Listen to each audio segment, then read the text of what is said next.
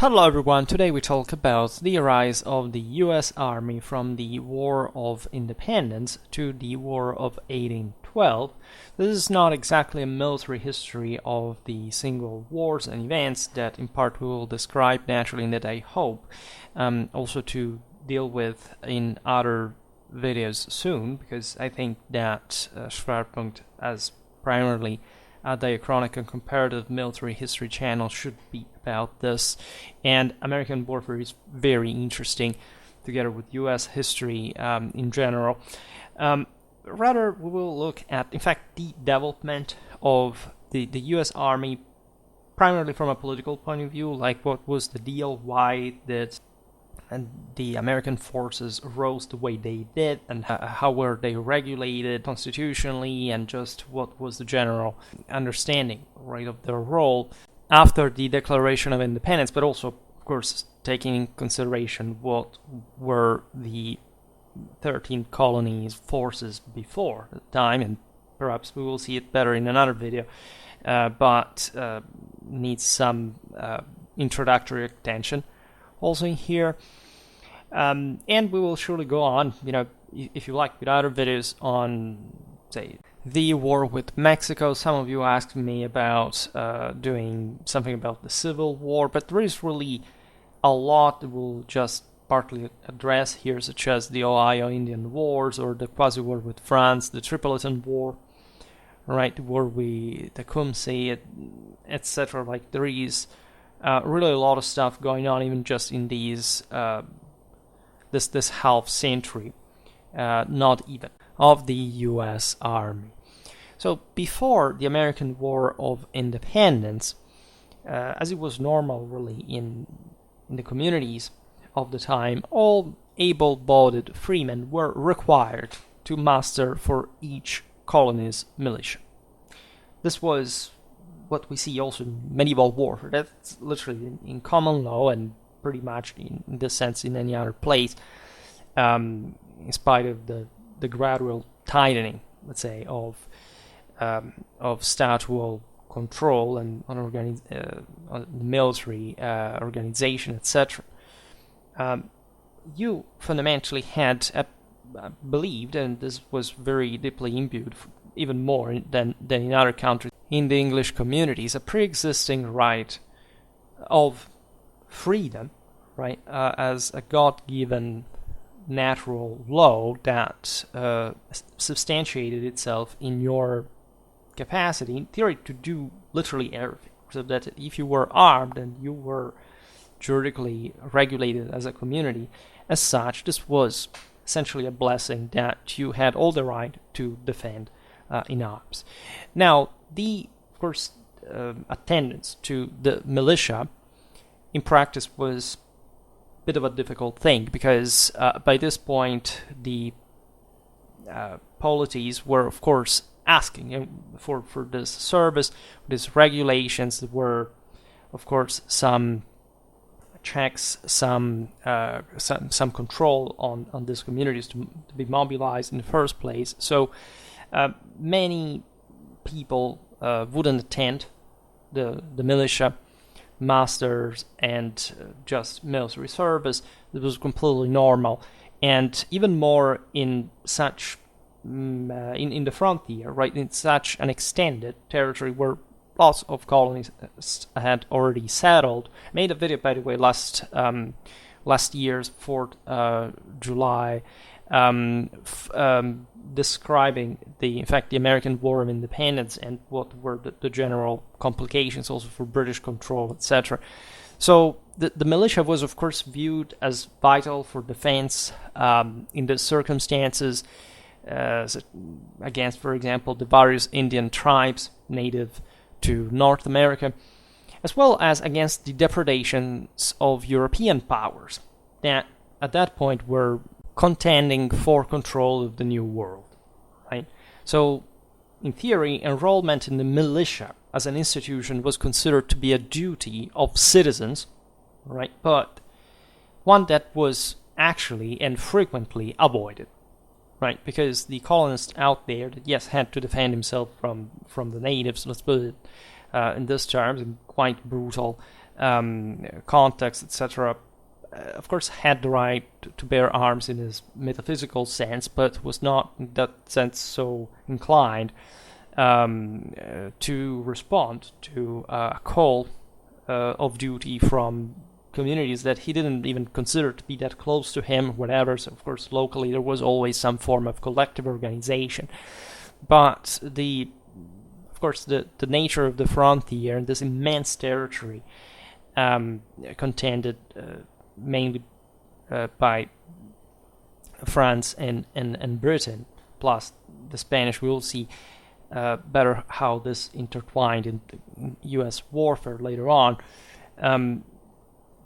was also a matter of general concern, and so obliging also these people to serve. Right, it was true for the colonies themselves that, of course, represented a government locally that, as autonomous, however, still imposed some service. The British saw the militia as an inexpensive alternative to maintaining large professional armed forces in the Americas. Of course, things would change, as you know, especially after the 7 Years' War, when much larger amount of territory had to be controlled, and so the military costs of Britain to control North America, as you know, skyrocketed, and is one of the major causes why the British increased taxes in the 13 colonies and so on, for their defense, namely. And prior to that, objectively, militias were somehow effective, at least in the way the 13 colonies had developed, because, as you know, these were, compact, contiguous, densely populated, at least for colonial standards, and importantly productive countries that were politically and strategically difficult to simply, control for everybody involved, including Britain, evidently, on the longer run, and that, if invaded, could put up this resistance. But again, yes, militia is not the best because they're essentially unprofessional troops, so they have an amatorial way of war, right? But in consistent large numbers and defending their own land, of course, they could put up a relevant struggle that, in general, was to be showed at, we will see, for example, the Battle of Saratoga, even just by numbers, right? But still, right? Numbers are important in war. It's not just quality, right? So, of course, the same Americans would, of course, establish their army of Continentals. It was normal, really, for the times being, to have a professional standing army and still bringing militias of different kind. Think even about the Indians, how, say, these forces were gathering some sort of military experience in different contexts, right? For defending the frontier, for example, militia was somewhat good, right? So it was just a matter of general Western superiority over the natives, etc. In any case, nobody was so inclined to maintain, just for such an enormous territory, like a professional standing army, given that, again, there was a British government that had to think for that in the broader extension of the empire, and that especially would have cost dramatically on the locals, right? There were also some pro-militia political attitudes, as you know, that had been reinforced by some episodes of European warfare in the recent centuries. Europe had seen the depredations of seemingly endless wars fought by professional soldiers in prior centuries. If you think about the 30 Years' War, that was relatively near. It was just the century before. Well, this still burned in the collective memory. The idea of mercenary armies pillaging their ways across much of Europe, some ideologism behind that, the sense that mercenary, in theory, would have not been a loyal soldier, that its cost was essentially unworthy, but which is hardly the case. And now we don't have to digress on it. But in general, the experience of especially English countries, like from the English Civil War, the episode of the new model army, right? Cromwell seizing power in mid 17th century England through a professional force, still seen as a sort of dictatorial model. And this again, it's long, and I will not digress on it, but you perfectly know how still deeply ingrained is this, especially connected with Puritanism and this somehow also hypocritical view that, it's never the people's fault. The people is always right, and there is just some terrible leader that nobody knows where he gets power from, right? His soldiers must just move as automatons. But that's the harsh thing. Professional, standing professional forces are what a civilization is made, right? And together with the entire scalar magnitudinal development that this entails.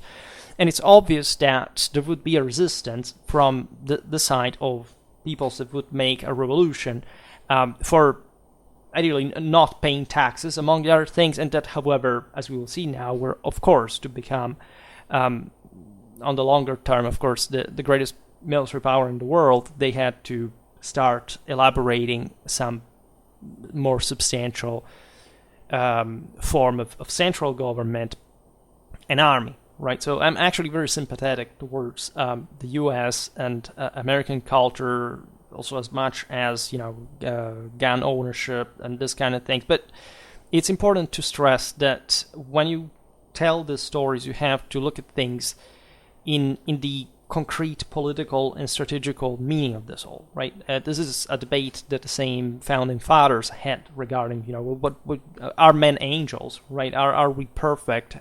Can a state go on just without the need of a state? And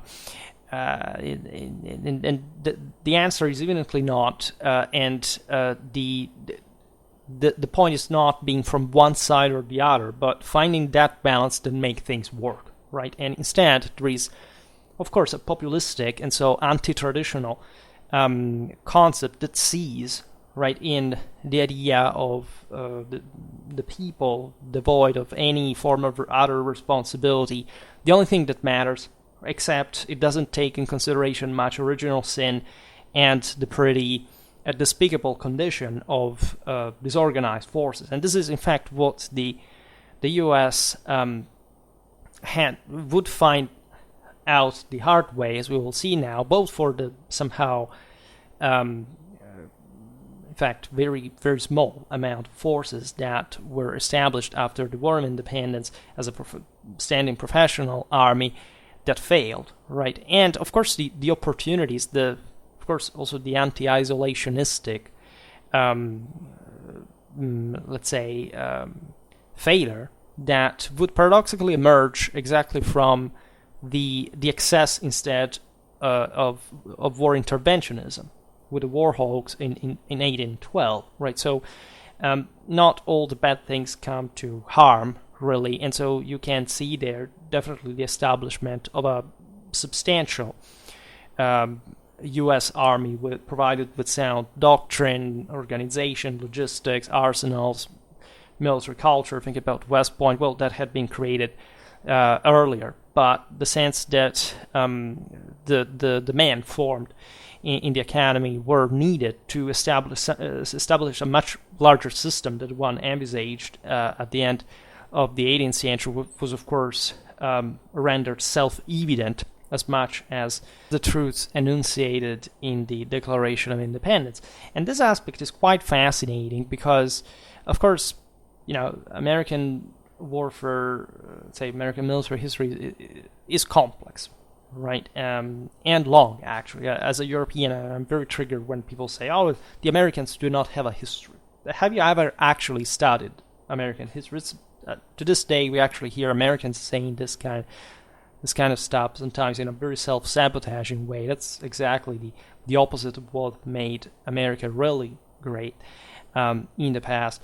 And the fascinating aspect, just a philosophical premise, is considering this, that such world power would emerge from a system that was that distrustful, and still is by some degree, towards the idea of actually wielding the enormous power that was needed to control it, to expand it, to actually affirm the largest power in absolute terms in the history of mankind. So this may point to the fact that, of course, there is actually a very delicate as vital meaning in the negotiation, in the debate, in the compromise that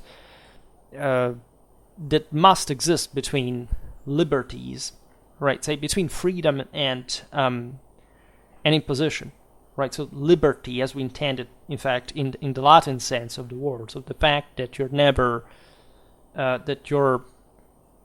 let's say, freedom is never absolute, right? Also, in the moment in which you fail, exactly. So, of course, there is a divine standard, but there is also an American statal culture that inspires itself to that kind of higher value, right? And that thus should be incarnated in the same government, right? So, what happens here is very fascinating to see it the American way. I make videos for Americans, looking at the overwhelming majority of my audience's nationality. So bear in mind that most of the videos you see are made not just by a European, but by somebody who has a specifically European perspective from which he speaks, right? So when talking about American military history, I will try to provoke you a little bit, and yet trying to get the actual deal, because it's again a military history that deserves much greater attention and recognition than the one it is done in general, at least compared to in its entirety, right? There are some say chapters of American military history that are not just overly represented, but in function of that also dramatically misrepresented.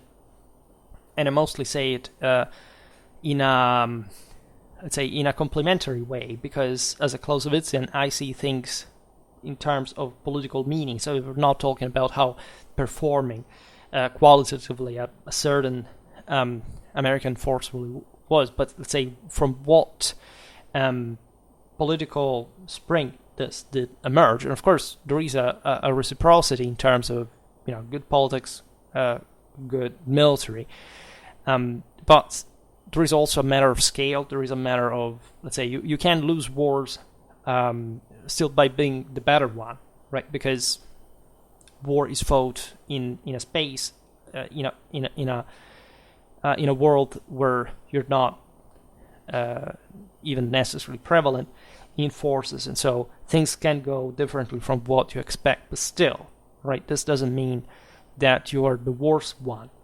And the standards attained by the American military are astonishing, to say the least. But we'll get to that point. And for anybody who doesn't like these ideas, well, it's your problem. Like, you perfectly know that I stand since ever pretty firmly in a very Atlantistic soil. I don't see, let's say, a reason to overly appreciate a country or another, but I recognize the values in which have been grown and the display of power that, given the divine nature of any on Earth, must be respected for what it is, and not making up strange excuses by always by self-sabotage and essentially by complaining because you cannot afford to be better than somebody else, because you're essentially not accepting that somebody can be more successful than you. Will suck it, right? The only purpose is to be more successful than anybody else, and the Americans succeeded in so many fields. As much as others where you can't criticize, but certain things cannot be denied and must be appreciated instead.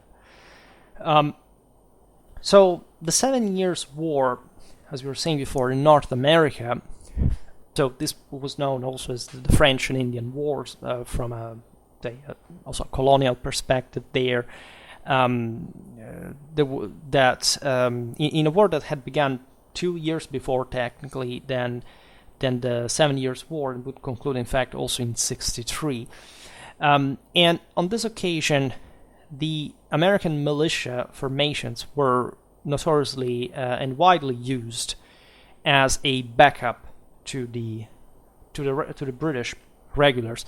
So in the aftermath of the 7 Years' War, as it's also notorious, the British government stationed large numbers of troops in the American colonies, and especially in this wider area that, say, of a frontier that had been conquered, stripped from France, right? This was in part a necessity because of needs of security, and the fact that, of course, if the American colonists had not felt secure, they would have blamed it on the British anyway, but also things do come at a cost, right? And so that's the aforementioned balance, right? And generally speaking, the stationing of regulars among the colonists, the taxes that the Americans were required to pay to support the British were factors in creating, of course, that popular support for the outbreak of the American Revolution in 1775. Right, I advise you to read the to at least to listen to the beginning of my video about the American War of Independence to literally picture what most American colonists' view on taxes specifically was, because you will be mind blown. Of course, there was hardly, aside from the elite, of course, any sort of sophisticated political theory, say higher noble motivation, or any kind of even of awareness of much what was going on, right? The sense that these people read the Bible, the Almanac, and most of them, especially, had never paid anything to the British, right? And just they understood, of course, that if this had grown in scope, they would have simply supported the revolution as a cause, and they would understand it perfectly. They would keep leading with that spirit again of independence that they had always had, unregulated from a higher rule, right? So as you know, the war broke out in 1775. You have the first clashes of Lexington, Concord. I mean, we don't have to talk about this today. We have to talk about the formation of a U.S. Army, right? So when the war broke out, the colonists had to organize one, and as it's also, needless to say, George Washington was appointed at its command. This force was built around the corps of regulars called Continentals, for obvious reasons. They had to form, in fact, the equivalent of that professional standing army that without which you couldn't really take on the British in open field. For first, things were, as you know, much more messed up than they sound, and the struggle at some point seemed really hopeless, especially counting the only force of the 13 colonies. Things change overall, but of course, the moral strength behind the War of Independence is really evident, right? This is true also for the many loyalists actually that fought alongside the British against the rebels, and in general, it shows what was really the potential that would eventually manifest itself in American history at that point. And this is truer if you realize that, aside from the Continentals, the majority of troops were in militias raised by the colonies. Indeed, some of these had raised semi-regulars of sort, usually called the state lines, right, to say, okay, we also have a bit like an equivalent right, of the this forces we've put in common for the sake, because it's still a degree of how much you feel the need to be represented, and how much also strategic capacity you may want to have as a single colony, which is important. It's also a matter of pride, right? Some of these forces, in fact, would be at different times but quite effective, considering the expectations, especially. While the performance of the militia was often irregular, in fact, its service was definitely invaluable, right? The numbers, the bulk of the independentistic forces, they were fighting for their homes, right? This war was fought within the colonies, not along the frontier, as this militiamen had been habituated, and in part also serving properly together with the British, and so also belonging, generally speaking, to a hell of a military culture, as the British one was at the time, with all its traditional aggressiveness, right? This fresh, new power. This is something you can't feel in the history of mankind. If you look at the powers emerged in the last couple of 100 years, including the Brits, the Americans, the Germans, etc., you understand they're the strength, the aggressiveness, that balance between tradition and modernity that makes that sort of gold standard for a power policy, right? So the Americans were yet to grow, but this is how they seeded their military promise to fulfill, because this war was truly a war for independence. The militiamen supplemented the Continentals, of course, in open field, but also conducted guerrilla warfare against British lines of communications, especially, some Appalachians were, definitely people you didn't want to meet, especially in those, in their homeland, right? And they were people surely habituated to any kind of unspeakable and traumatic brutality, and living out there in the wild, say, acquiring skills that were not really that different, even from an individual point of view, to the one of a native warrior there. This is true also for the Canadian Coureur de Bois, all this stuff that emerges as a very fascinating hybrid in military history. We'll talk about that too. As you understand, British logistics on land was quite vulnerable, right? Even though Britannia did rule the seas, of course, controlling that enormous interland, as we were saying, was quite complicated, to say the least.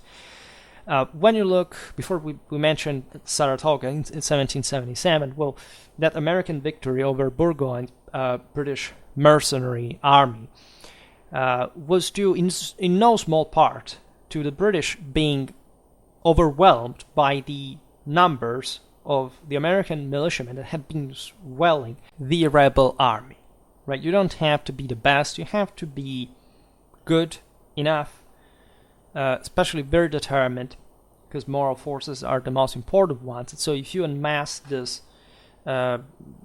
dramatic amount of firepower, even if the single soldiers are somehow scarce, you can achieve very important results like that one, right? And just as critically, the American militia provided invaluable as a means to maintain control of the large tracts of North America. Because, of course, many of these colonists, as we've seen, had been inhabiting west of... Because, you see, there wasn't even technically a boundary, or at least the same colonies argued considerably about what actually pertained to whom, right, further west, right? That's a very interesting history, but the fact that colonization had been somehow intense, because climate was favorable, it's very similar to Europe. That's the reason why these were some basically the most promising of the Americas colonies as such, had allowed this force to be permanently present and settled on the frontier. Something very different from a British force that had to get there and to be maintained at the expenses, in fact, of these people as well. So you couldn't quite simply dislodge these people. As we were saying before, most of these people already had never paid taxes to the British. It was impossible to enforce that. I think the British could effectively tax just, I think, like 1/10 of the population they wishfully intended to do this to, right? So this was also a problem for the loyalists, because it's obvious that if you were to be called by the British to fight somewhere closer to the coast, well, you had to abandon your own land, and there were other people there could simply seize it, right? And this didn't incentivize much this mechanism. So the years following the American victory in the War of Independence, 1783, saw a big deal of debate around the nature of the future U.S. military. George Washington, the hero of the war, supported by Alexander Hamilton, and Harry Knox, that was to later become Secretary of War, recommended at that point sensibly a small professional force with a task of guarding critical forts and magazines, and so to deter encroachments by the Indians and European powers. This is sensible. Again, vast territory.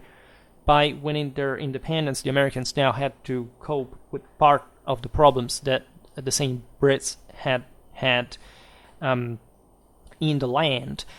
And there were, of course, as we will see, actually North American logistics was a nightmare, especially at that point, lacking infrastructure mostly, etc. So the idea is, let's establish a permanent force that has to garrison certain strategic strongholds, and that can be enough on a regular, say, in a non-escalatory phase, where of course a much greater force had to be levied, and we will see now how can simply be enough to keep things good, right? Even from raids, from rebellions, etc.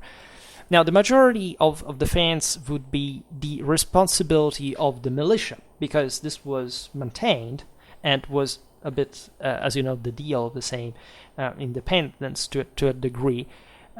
This was, as we understood, traditionally organized on a colony-by-colony basis, now state-by-state basis.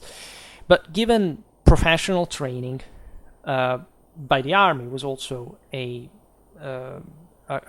great concern, because it was obviously understood that experience was crucial just to provide the same commanders of the War of Independence, of course, had been serving in the British Army before. They realized what a professional military was capable of doing, and so the militia had to be improved, uniformed, regularized as much as possible. This would be a concern of the federal government that was developed in the 80s, and that had been a bit like the concern of the previous governments of the British, of the same colonies, and that was pointing towards that sort of statal concentration at the end of the day, that corresponds to that necessary degree of collective training and proficiency and unity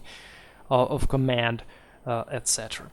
Right? Washington also recommended the establishment of military academies exactly for this purpose, as well as arsenals to, of course, have filled stocks, right, in case of an escalation of major war. That was something still, in fact, likely, given the nature of the world around the U.S. And the U.S. government at that point was legitimately wary of the threat that the creation of a large standing force could entail. Remember, at this point, were just essentially the Articles of Confederation that regulated these matters. In 1783, these affected elements within the army, we're talking just 700 soldiers, but still, right, had threatened to march on Congress itself. At that point, were stopped by Washington, who appealed reasonably to the very principles for which the American War of Independence had been fought for, that is to say, the tyranny of the few to prevail on the liberty of the many. Right, so the same soldiers recognized that it would have been quite awkward, just from a political point of view, to eventually trample the same liberties that they had been dying for in the first place. So by 1784, the U.S. Army had been reduced to a mere 700-man force. That's small. Which, it's the same number of those we had tried before, when of course there were many more soldiers around to take over Congress. However, this small of a force now proved to be ineffective in any of its expected missions. So remember the balance I was talking about before. This was going to the lower end, right, where it's too few. Right, you need a greater force. You need a stronger government in that sense. Now, the drafting of the new constitutions of the United States in 1787 gave Congress the power to, at that point, officially raise armies, organize the militia, and made the president the commander-in-chief, as still is today. In 1794, the U.S. also established two new arsenals. The first of, as we will see, especially from the end of the 12-18 war, many more, to manufacture arms. Of course, one was in Springfield, Massachusetts, the other in Harper's Ferry, Virginia. The latter went destroyed in 1861, by the way. And it broadly seemed at that point that Washington's plan had been enacted, right? That the U.S. Army would have remained like that for some time without too many issues. Again, I will not digress on the say political debate just per se, or the ideologies behind it, also springing from, again, the Constitution, the Founding Fathers, etc. But you understand that there was something, say, reductive about this view of such a small professional force next to the militias. And in fact, the Americans were to pay for this. Right, the disaster rang in from the frontier, where both the British and the natives were still representing a threat. Right. In 1787, Congress also enacted the Northwest Ordinance that de facto opened up the region of the Ohio and points northwest to settlers. So we're talking about the modern American Midwest, sometimes called also the Old Northwest. And this was, of course, aimed to facilitate the settlement towards the west, where the colonists obviously met with the resistance of the local indigenous tribes.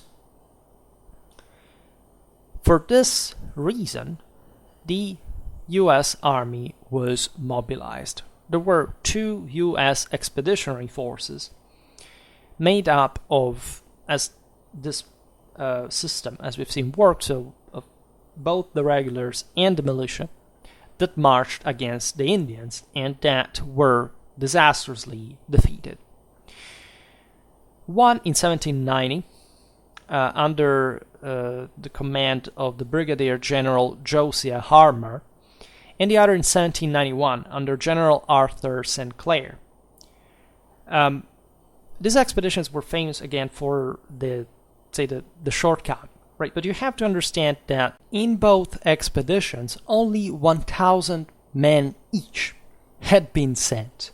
Like, literally, like, you understand that the task was not dramatically hard in a general strategic sense, that they had just to fight against savages, because that's fundamentally what Native Americans were, and you can't say it out loud, but you couldn't simply pretend to clear these areas that were also, in fact, wild in environment and populated by, in fact, natives who were pretty skilled in their own local warfare, say, knowing the terrain, etc., and just with, say, linear tactics, thinking, okay, we'll go there, just 1,000 men, and we will surely succeed. Of course, these expeditions were thought out in a way that 1,000 men would seem enough, but the fact that they were both destroyed so badly speaks for, naturally, a quite short-sighted political, before then even strategic assessment, right? So the U.S. Congress reacted to these defeats by authorizing an expansion of the regular army. Triple number, 3,000. And in fact, this new expedition, this time also a well-trained and well-led force under General Anthony Wayne, defeated the Indians at the Battle of the Fallen Timbers on August the 20th, 1794. And Wayne's victory established definitely a new reputation and general outlook for the heretofore lackluster United States Army. Also enacted during this time was the Militia Act of 1792, which was coping, as we will see now, with the Whiskey Revolt, and attempted to regularize the militia system throughout the country. So that attempt of uniformation of standards, and essentially reinforcement a bit what were the higher standards of the colonial militias just historically, right? The fact that all the free able-bodied men had to attend the masters, they had to be equipped in a certain way, and also tending towards even though the states, of course, were autonomous from one another, to, say, functionalize these forces for a cohesive, like a unitary movement. Also because the Constitution said that you couldn't declare war to anybody as a single state. It was the government who had to decide that. So anything was, especially considering the compactness of even just the territorial extent of the country, the neighbors, etc., an obvious reason, right? You had to go either all together or not. So while in practice there was little uniformity among the state militias, the Militia Act succeeded in essentially recognizing the militia as the primary military force in the United States, right? And the premise was, again, it was a citizen army, so it was representative of the pre-existing right of the American people, and it was just a right to have a militia in the first place, together with for the purpose, of the Second Amendment. The militia was in fact recognized in the process several functions: to execute the law, right, to suppress insurrections, to repel invasions, and perhaps most importantly, to safeguard the liberties of the people against the state. Right. Indeed, this last point is widely debated in the Federalist Papers. Effectively, the militia was supposed to counterbalance any abuse from the central government, right? And this is the part of that delicate balance that the United States quite peculiarly developed with that with that specific ethos. Like critics complain, of course, that each state had its own standards for militia training, and that a cohesive national force was impossible to be built simply from these forces. However, and surprisingly, if you've never heard of it, I think an American audience is aware of this, the Militia Act would remain essentially unchanged until 1903. Right, at that point, the National Guard movement succeeded in upgrading, at least in a considerable way, the militia system, right? And things change also for the world in the next decade to very different horizons. Now, the country, as we were saying, had new and old threats to face alike, because the Brits were still there. Technically, they maintained a string of posts along the frontier. So yes, the colonies had now gained their independence, but the general presence of their, say, original mother-in-law, right, power was still there. The French, now under their new revolutionary government, were becoming more aggressive at sea. Reason for which the United States found itself involved between 1798 to 1800 with this quasi-war, the undeclared naval clash with France, a war for which it was still ill-prepared.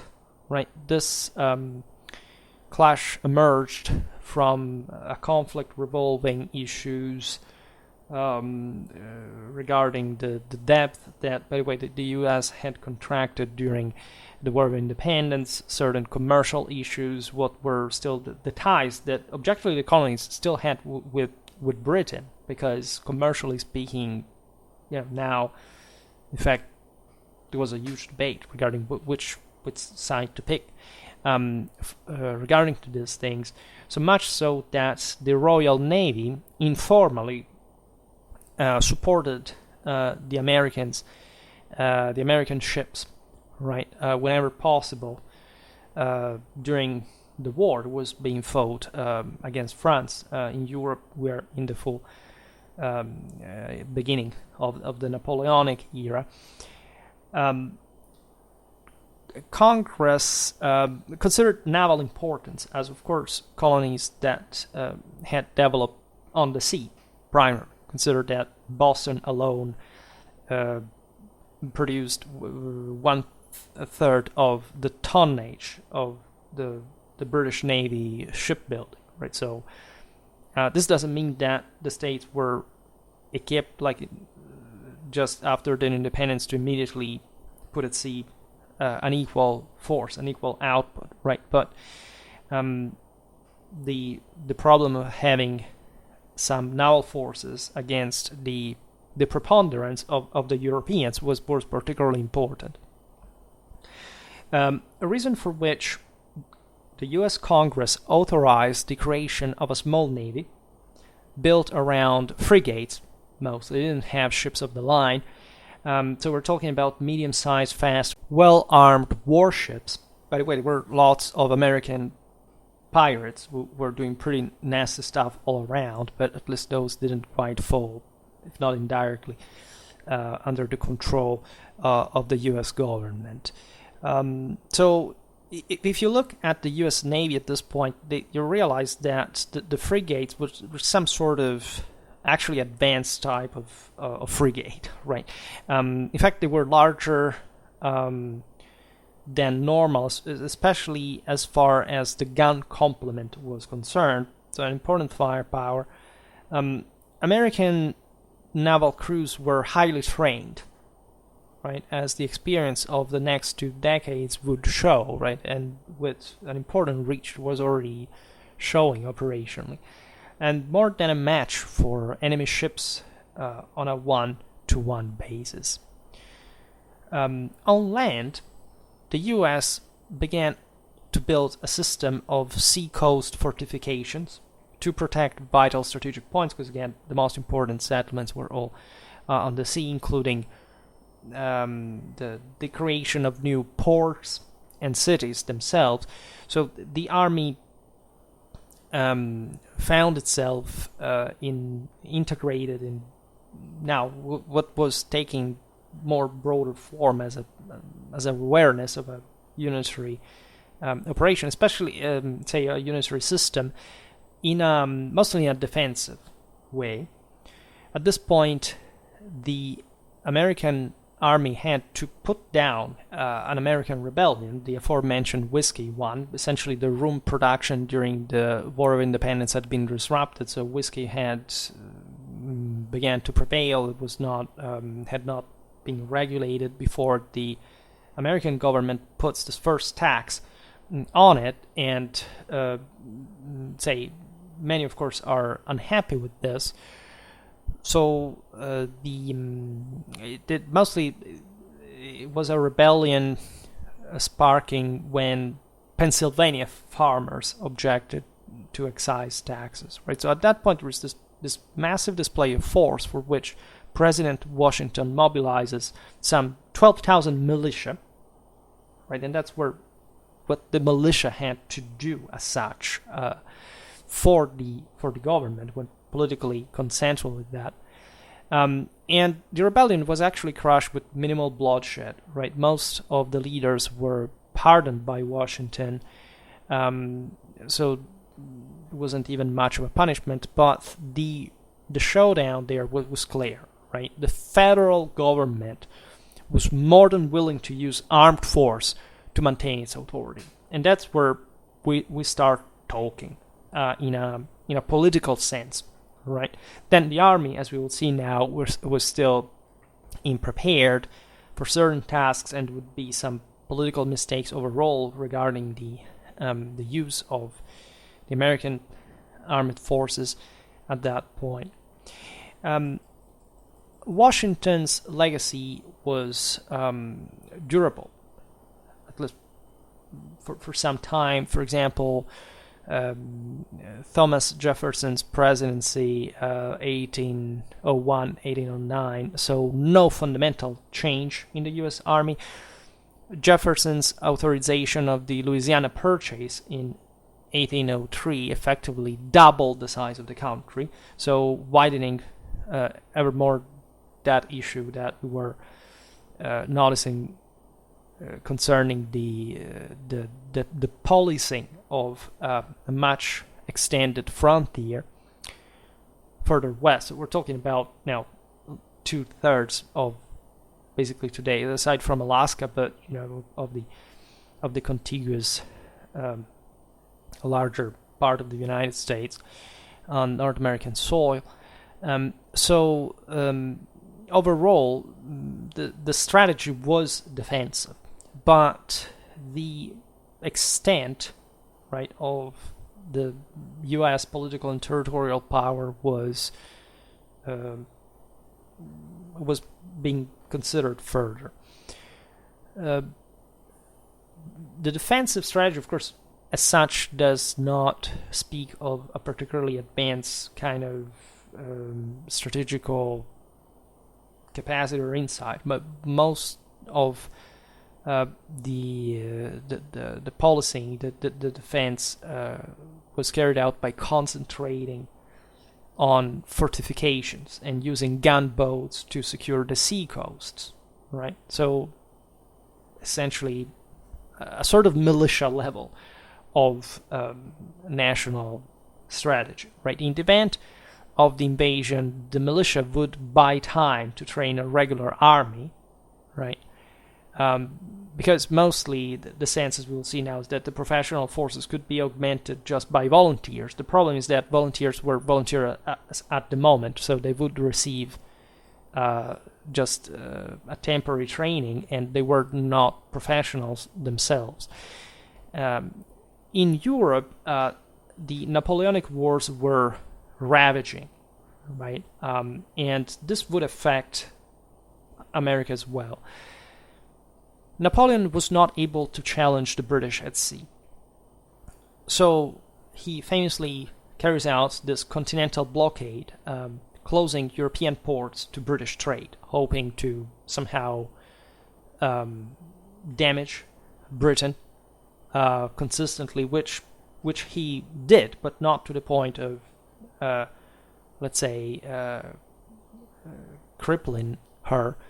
Because of the empire, Russia was also, as you know, out of it. The British responded by enacting, in turn, their Orders in Council in 1807, which was a sort of counter-block, because there were, of course, there was actually a smuggling system, like, because Napoleon couldn't quite block everything, right? And that was essentially, on the longer run, making this blockade impossible. But of course, the Brits put pressure the French and their allies from the sea equally. So these acts had a considerable impact on the United States because, as you understand, much of their wealth was gained from merchant shipping with Europe, right? That had been where the country had come from, technically, and which had strong ties, enormous trade flow, and so on. So tensions increased at this point between the Americans and the British. The British at this point had stopped. Well, the French were not around after Trafalgar, so instead, then protecting the American ships, the British began to board them frequently, right, and to impress. So to draft sailors, which was this very cute practice of literally press ganging people brutally, violently into essentially a lifetime of military service on ship. This was done normally, like even in Britain, there were some populations for which the military was given green light to recruit people from, and they were just brutally picked without any consensus, whatever, forcibly and violently embarked and becoming. This was pretty common everywhere, telling the truth.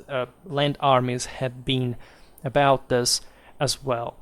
But London was doing this against the Americans because, of course, first of all, there had not been a real and full recognition of American independence until, at least, as we will see, the peace of 1815. And it was easy to capture these sailors and claiming that they were actually British citizens or deserters and thus subject to British law. Plus, they were already sailors, so I would say half, of the problem for these were already habituated to that kind of lifestyle. But still, on the American side, thus, there was an increase in, say, hostile feelings incarnated by the so-called war hoax that demanded increasingly the US to march north and seize Canada from the British. What was to be gained from seizing Canada?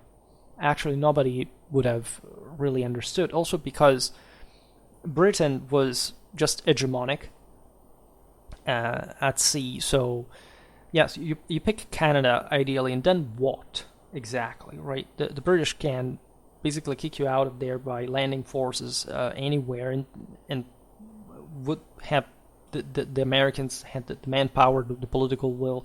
The causes of the War of 1218 are somehow obscure, even historiographically, and we perhaps can make a video about that as well. In any case, there was this sense of animosity towards Britain, and especially the pro-war party was in the west and south of the US. They believed that the British were arming the Indians through their frontier posts, and that a new war was the only way to secure the frontier. So you understand, these were actually the people who were less exposed to the same British power, in at least directly from all its might from the sea. And they were basically trying to cancel in the process the disastrous Quebec expedition that had, as you know, failed during the War of Independence in 1775-76. Right, so that, what about that? We tried it once. How did it end? Well, not exactly well. But there were some objectively unresolved issues from the revolution. For example, the British posts still on American soil in the Northwest, which were a bit of pain in the side. In any case, both countries slid towards war. Again, why this happened is not so intelligible, telling the truth. Sometimes it happens like this. The majority of the British Army and Navy, by the way, were absorbed against Napoleon. Also, the United States were a young power. They didn't have the capacity to lead an offensive campaign at land or on sea. That was at least a dramatically bold move. In any case, on June the 18th, 1812, the United States, now under President Madison, declared war against Britain. The U.S. regulars' strength at this point was about 12,000 because, again, they had been replenished by the volunteers, but the actual professional corps was much smaller. Almost half of these troops were new recruits, by the way. And the U.S. Navy included 7 frigates and 10 smaller ships, plus several gunboat flotillas. The British, on their side, had 7,000 regulars in Canada, including colonial units, plus 10,000 militiamen on a row, Canadians. They had also the considerable support of a large amount of Indians, including the great Shawnee leader Tecumseh. The Royal Navy had 1 ship of the line, 9 frigates, and 20 or so other craft in Canada alone, with an additional squadron in the West Indies, ready to intervene north. So this war in the Americas would be a sideshow for the British in practice. Despite the small U.S. Army and Navy, the War Oaks in America claimed, in the U.S. claimed that victory was merely a matter of marching north and seizing Canada. Again, pretty bold concept. They essentially motivated this by claiming that the British position there was weak, that the French Canadians were about to revolt against Britain. None of this was actually the case. But the U.S. mobilized, nevertheless, so they began the invasion, they offended. The War Hawks at this point went on claiming that a much greater mobilization was needed. Right, the regular army to be expanded to 25,000 men, reinforced by other 50,000 volunteers plus 100,000 militiamen to be called up. Right, so the U.S. could have never fielded these forces. Right, first of all, the nation would have gone bankrupt. Right, but more especially, there was no political will to do so. Actually, it was a considerable anti-war opposition in the country, as many Americans simply didn't want to pay for even a decently sized army that, as the one that would have at least would have served a more functional purpose, and surely not this incredible numbers were just a slogan, evidently. But it's obvious that the country was somehow divided on the 1812 war. In any case, even if the U.S. had wanted to field a larger amount of troops, also in realistic quantities. There was a problem that they soon found out during the War of 1812. That is the dramatic lack of infrastructure in North America, right? That hampered severely the American logistics. There were few roads, banally, right? Supply could be sparse west of the settled areas along the coast. This is one of the reasons why most of the war ranged around the Great Lakes, because it was definitely easier to move men and supplies via water than land, and just continentally because the Brits had the upper hand at sea, and or at least it would have been practically impossible to operate through like just getting at the mouth of the major Canadian rivers and try to to support your forces from the interland. The U.S. government, however, did wrap its head around the logistical problems. Right? They tried, for example, to contract with civilians to provide supplies, but this actually caused an inflation because of speculation was carried out during such process. Unavoidably, the Canadians, by the way, quickly rallied behind the British. They definitely saw the US as an enemy force of invasion, and they picked up arms to defend their lands against foreign aggression.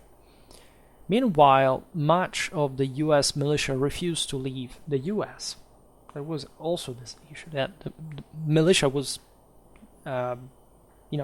thought to of course, to obey the government, but through a political process that still didn't represent a consistent amount, at least, of the same people who had to serve as militiamen themselves. And with the scarce coercive means of the time, naturally, how do you, again, was it easier for the Americans now to govern their country compared to the British? Yes, but not much had changed in terms of strictly political and territorial governability in some circumstances, right?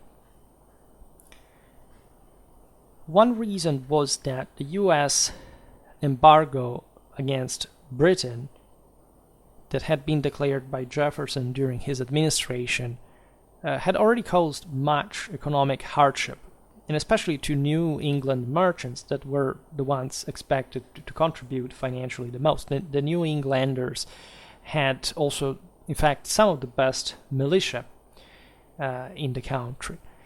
And they were exactly the ones opposing the war, threatening at points to even secede from the Union. This is fascinating if you think about that. Because they realized it was just a scarcely, say, defensible enterprise in the first place, and they knew better because they were some of the people with, say, the greater context, the greater insight, understanding, etc. Right. So, as the New England militia refused to invade Canada, some constitutional principles were affirmed, and this is also the paradox of what the U.S. did at that point, because the militia was not expected to be fighting a war of invasion, an invasion of another country, right? It was to be called essentially either to repress an insurrection, or in the case of an invasion of the U.S. by another country. Thus, they were really, sound in their position constitutionally. New England's refusal to actively involve itself had, of course, as a consequence, a great importance in the U.S. conduct of the War of 1812, because New England could not be used itself as a base for operations against Canada. The Americans were impeded in launching direct attacks on the critical Canadian cities of Montreal and Quebec. It was at that point also impossible to cut the British lines of communication along the St. Lawrence River, right? That, again, could have been attempted, but seemed objectively a very bad idea in the first place. So there was no political will to do so. The US would have thus to launch the invasion of Canada from the west, where, as we've seen, logistics was worse. Also, the militias that could be drawn from that side was actually poorer, was scarcer in quality, because they were less organized, they were less rich, they had less means in the first place. Yet it is true that there was actually a support in the American West for the war.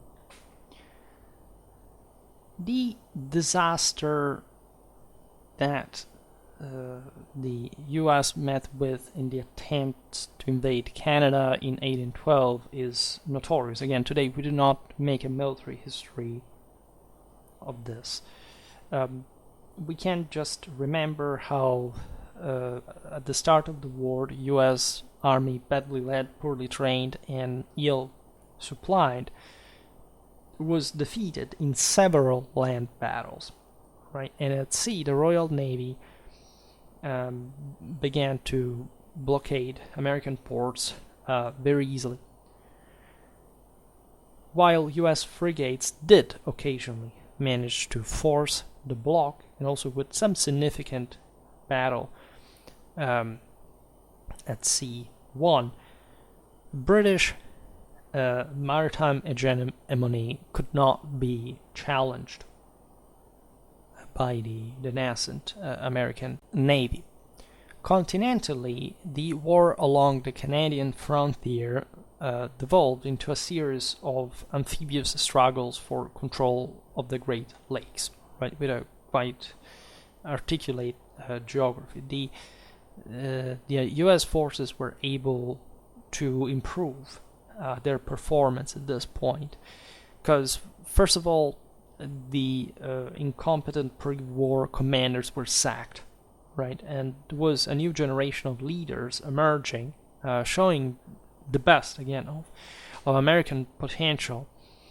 Individuals like Winfield Scott, Jacob Brown, and Andrew Jackson rose to command. We'll talk, of course, especially of the latter later.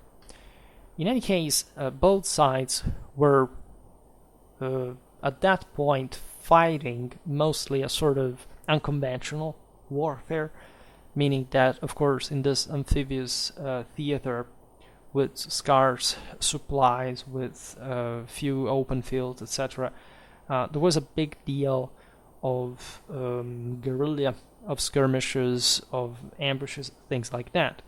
The Indians, by the way, were involved in the war, with both sides essentially pushing them and trying to win them over to their cause, and also playing a lot of, say, propaganda warfare as well, by, for example, discouraging the enemy troops, incentivizing them to desert. Right, this was done by a considerable use of fake news. Right.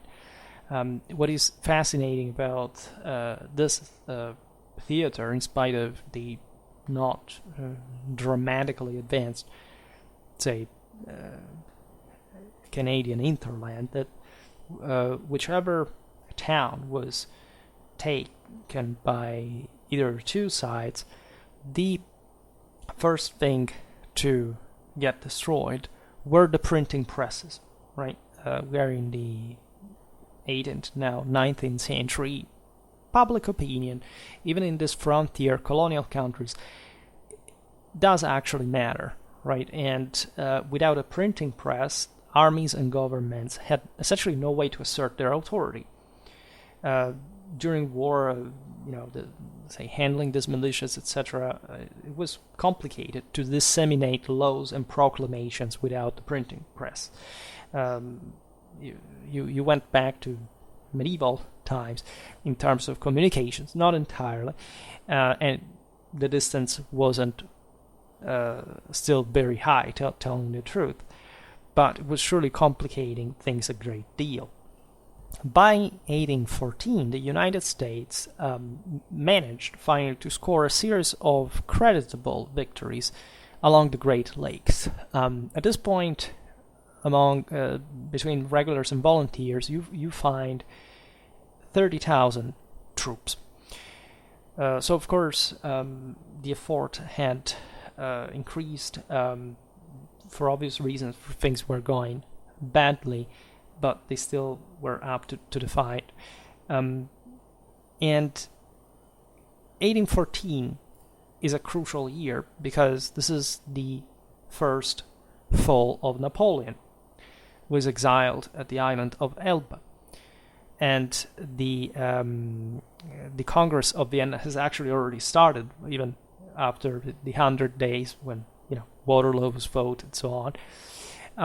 And this had surely allowed the British to disengage lots of troops from the European theater and concentrating them in the New World, right? So at this point, the force of the British Royal Navy increased dramatically in the Western Atlantic to 10 ships of the line, 38 frigates, and some 50 smaller craft. The British Admiral George Cockburn could thus make an incredible leverage on the US coastline that began to be targeted by destructive raids designed exactly to undermine the American spirit of at least of resistance in this insistence in their purpose. Famously enough, Washington District of Columbia was captured and burned down on August the 24th, 25th, 1814. Right? That's why the White House was rebuilt as such later, etc. And this was a big deal. I mean, there was Nazi propaganda in the 40s with American prisoners saying, but why are you allied with British? They burnt down your parliament back in the day. It was by then a relatively fresh memory, and especially quite a big deal because of the traditional enmity, competition, conflict, but also affinity, of course, between Britain and the United States. Now, these raids were really serious because they were aiming at not just terrorize the Americans, causing this infrastructural, symbolic, moral damage, but also at achieving specific acquisitions. For example, the British landed in the Chesapeake Bay. They scattered a force of regulars and militia at Bladensburg, then marched, as we said, into the American capital unopposed. Not only, as we will see now, they moved on to the Gulf Coast, attempting to capture New Orleans and perhaps all of Louisiana in the process, which at the end, because there, as we'll see now, there was Jackson there that made a successful stand against the invaders, but there was objectively nothing like in between, like it would prevent the British advance up north. So it's those were all places where the British had operated in the past. They had support from some Indians, etc. So we'll see now against the U.S. in this case. What is fascinating is that the British tried to keep the pillaging somehow civilized, right? Torching mainly public buildings, and even during the War of American Independence, as you know, an important political deal of the British was to win over the loyalist participation. I was saying loyalty, but that's the point. So they weren't particularly, brutal in their repression of, at least against the American communities as a whole, because they did want to still win the manner through a loyalist cause, right? Now, in New Orleans, Andrew Jackson, in command of a mixed force of American regulars, militia, and mercenaries, defended the city and handed the British a major defeat on January the 8th, 1850. Right?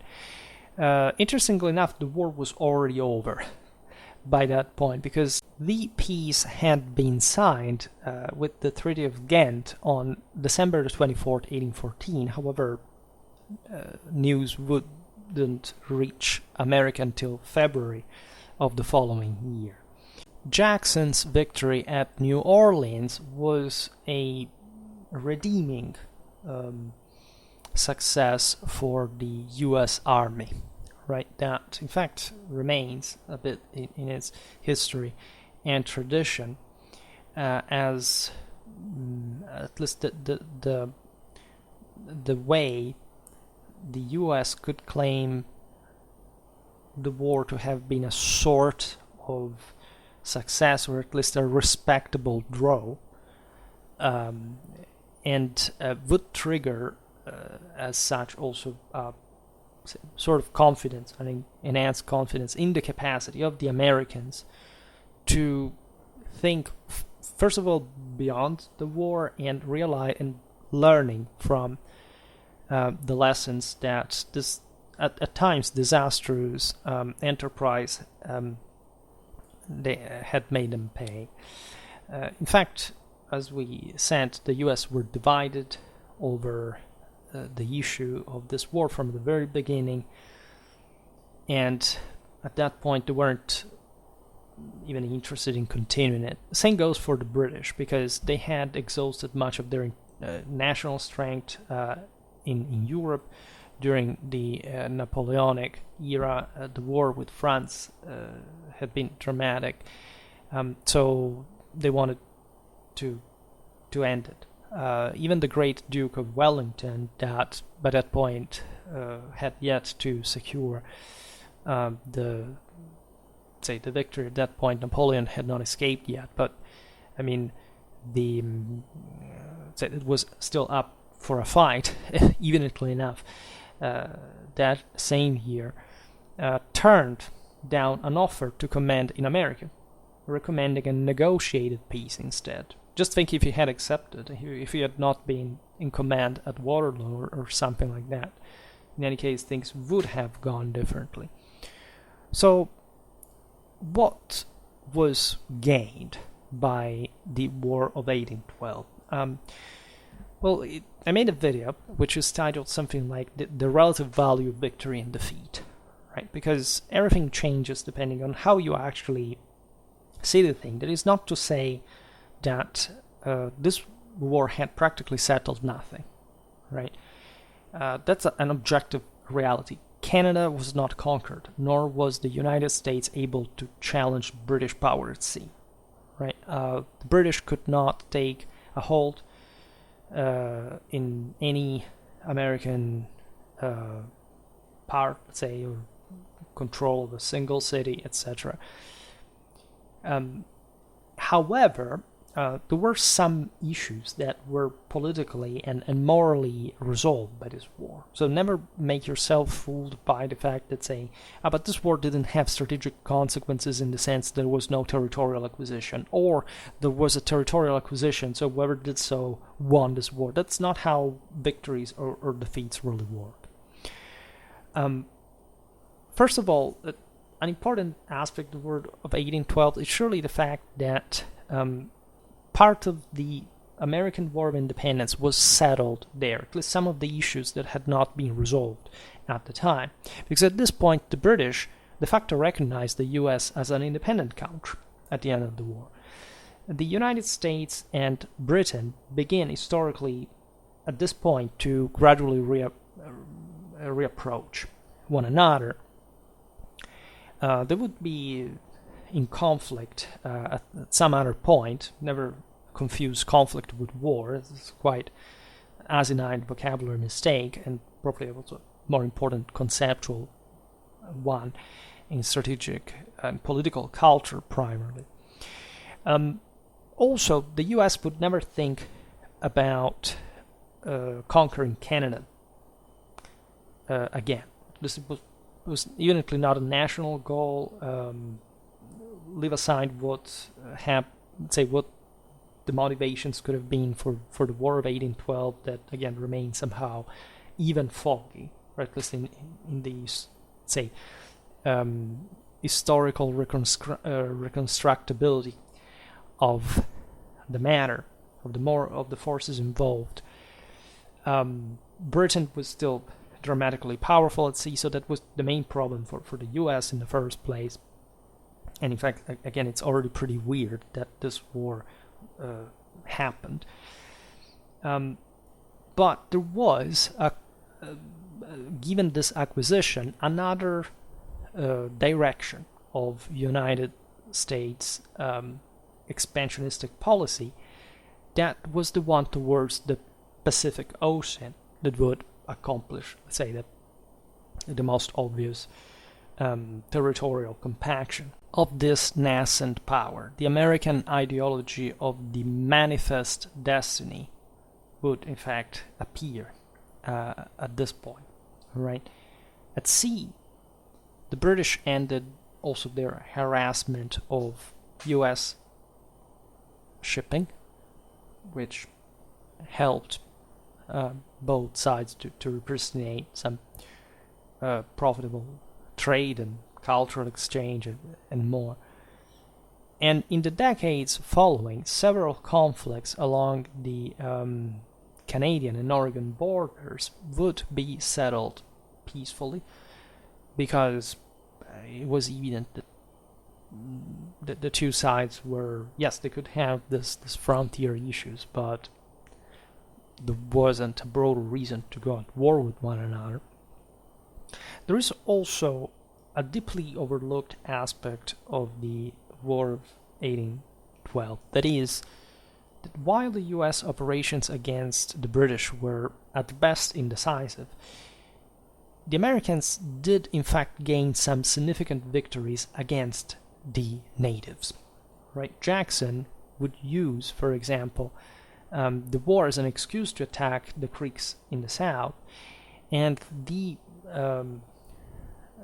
settlement of American colonists in these areas in the wake of the operation would substantiate Jackson's policy and his election to the 7th presidency of the United States, as you know, later on. Jackson also marched into West Florida, then the Spanish colony of Florida, the flowered, and seized Pensacola, which was being used as a base for British and Indian forces. Consider that Spain had substantially helped the Americans in the War of Independence. So this move was also fascinating, not just because of the later, say, conflict with the Hispanic powers, but the general aggressiveness and somehow lack of scruples, of course, of this, what had discovered itself that potentially capable American power. If anything, Jackson's campaigns demonstrated that he personally had a better understanding of what the war was about than other American leaders from a political point of view, right? And so, as you've seen, there had been the Louisiana Purchase, there had been a continuous colonization, etc. But the idea now of integrating a military policy into the broader expansion, but sad colonization one, was ingrained in, at least, and readily apparent in the American mind, in American political debate, in American culture, right? There was a lot to profit from at the expense of the Indians and the Spanish, obviously enough. For the military, for the U.S. Army that this video is about, the U.S. learned several critical lessons. So one was, and the theme recurs. Think about the Civil War, the cooperation between Lincoln and Grant, in the necessity of a cohesive national strategy. Naturally, it was much to ask now the young U.S. Army to be up to challenges like, of course, like the ones that would occur half century later. They still had to grow, right? But it was evident, right, from the time just of the War of Independence, that the simple idea that it was about this militia system that somehow didn't have to feel threatened by some robust military of some thing. It was essentially melting away to some degree. Of course, the essentials of American political culture and juridical, let's say, system, etc., were preserved. But the lack of doctrine, training, and logistics to mount an effective offensive campaign in 1812-15 surely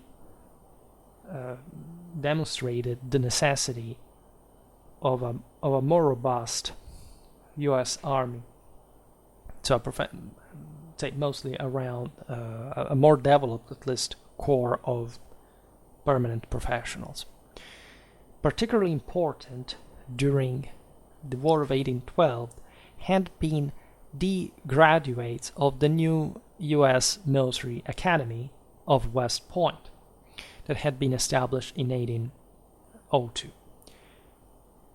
Especially, they had been quite good at building new fortifications throughout the war, leading units in the field as well, but especially the former aspect, right? The idea of having a very complex net of forts, of, let's say, of supply lines to keep up, like of arsenals, etc. This expanded the, if anything, the United States as such, as we've seen, together with its military, industrial, etc. capabilities. New arsenals and had been built during the course of the war, and they remained where they were. So the Americans began to understand how profitable having such power really was, in a broader sense. It is true that they were a bit, say, not isolated from the world, but definitely, that if the geography of the United States tells you how somehow isolated, right? The American mindset is, in spite of, even when anti-isolationistic, isolationism is a big problem in a civilization. It's actually not a good indicator at all, right? So, but this is a bit the paradox that I was exposing at the beginning, right? An enormous military power that is the one that not just the U.S. would become, but one that you must control in an equally effective way, so with an incredibly robust concentration of power, would emerge from a country that much later, of course, in the way we know, mostly after World War the First, and even and much more greatly after World War the Second, but from a country that saw central government as a potential threat towards not just, of course, individual rights per se, but literally the necessity of organizing yourself also for the purpose of a militia that even today does not exist in a practical sense, but that is still deeply ingrained in the deepest, in fact, veins of American identity, political culture, and more. And also the extraordinary growth that accompanied the U.S. Say without actually developing much of a central government, right? The same goes for most taxation, etc. It's not until the 1920s, the Great Depression, etc., that some measure even were implemented to regulate markets, etc. So it's definitely fascinating if we require an historian of economics or a politologist. I'm a humble military historian and medievalist, by the way, so that's another thing. But these first steps of the U.S. Army are a very good litmus test to observe, in fact, the early steps of this baby, this promising baby, and the critics would appear, of course, to have been correct regarding the War of 1812, at least judging by the outcome. When a war is fought, and the reason why it's fought, it's the fact that you do not know how it's going to end, because otherwise there would be no war, right? And the militia still had a role, interestingly enough. As a final point, militia during the War of 1812 didn't really spark for particular brightness, right? But still, the supporters at the time would tell you in response that the militia had still backed consistently the ultimate U.S. success, right? That still militia had served abroad, right, with all the problems that, as we've seen, the best militia of New England actually not participating, etc. But still having a militia that was politically motivated, especially in the West, to attack Canada, the British. And so, say, displaying maybe an unreasonable to that degree, but still incredible amount of aggressiveness, of pride, of moral load, which is definitely remarkable. And that also, and objectively, when militia was well led, it did fight well. This is also fascinating, right? So of course, militia per se is just a step behind the regulars, but it still can, as we've seen also during the War of Independence, serve her purpose well, right? And if it is mobilized, it's because, as we've seen, this is not the federal government, it is actually the people. Of course, within the state, the single state, I mean, of course, happening in a similar way to a sort of to that form of centralized government, but still in a more, say, participated way, if in any case. Fairly enough, however, the War of 1812 would be the last time that the militia, as such at least, would be relied upon to provide the majority of units for a foreign war, right? So of course, there are other chapters, there is the Civil War, etc. We will hopefully get to all this stuff in some detail, but the offensive role of militia at this point was, let's say, abroad, was recognized as just anachronistic and just something you could not rely, paradoxically, for the good and the bad reason, depending on what you're looking at here, that reside in the most in the essence of the militia as well, right? So it's it makes you think. In any case, I'm glad that we talked about this chapter. We will surely again look at other American warfare videos, because again it's way more important than one. Thanks, I honestly don't know how much of this is covered on YouTube at this level, but I suspect together with the other videos than I do, that I'm at least the only person who talks about this stuff in this level of depth, and consider that this is also a very introductory video per se, right? So it's not, I'm not bragging about particularly high knowledge or competence in these topics, but it's definitely very easy to surpass others, right? So in relative terms, I am aware of what I'm doing, and I really hope that a bit of it's an experiment because again, I hardly ever talked about American war. I did actually. I made something about the Marines, about the War of Independence. I started a Vietnam War series a couple of years ago. Then I interrupted it when I began to make the re-uploads. But this could be a good chance to resume everything and to look at in depth, really, not just American history, but also others that I didn't cover so far. For today, however, I stop it here. I just hope that you enjoyed this video. If you did, please share it. Otherwise, leave a like or subscribe to my channel if you're interested in my upcoming content. As always, I thank you heartily for listening to me. I wish you a nice time and see you next time. Bye.